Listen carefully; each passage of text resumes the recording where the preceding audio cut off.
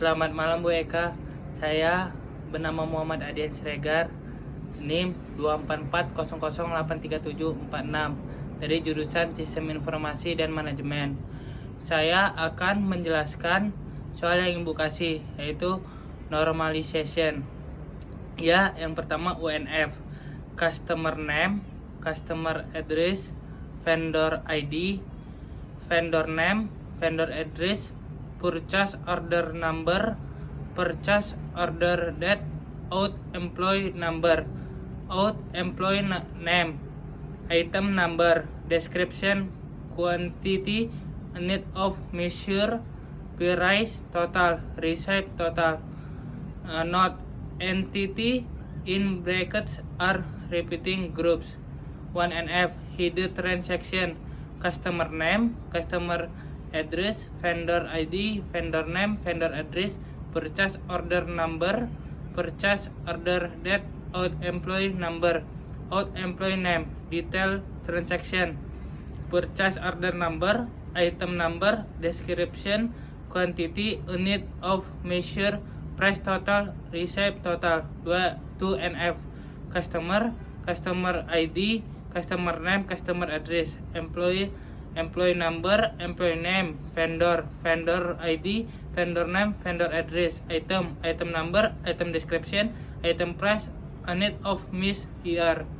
Header transaction, purchase order number, customer ID, vendor ID, employee number, purchase order date, receipt total, tax, shipping. Detail transaction, purchase order number, item number, quantity, total price. 3NF, customer ID, customer name, customer address, employee number, employee name, item number, item description, item price, measure ID, vendor ID, vendor name, vendor address, measurement, measure ID, unit of measure. Header transaction, purchase order number, customer ID, vendor ID, employee number, purchase order date, receipt total, tax, shipping.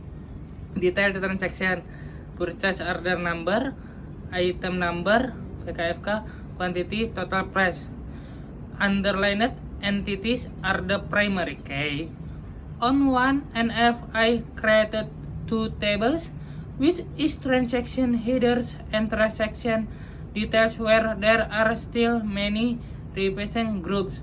In 2NF, I separated partial dependencies and created new tables, which is customer, employee, vendor, and item, with some assumptions by adding customer ID so that the header transaction table directly points to customer ID.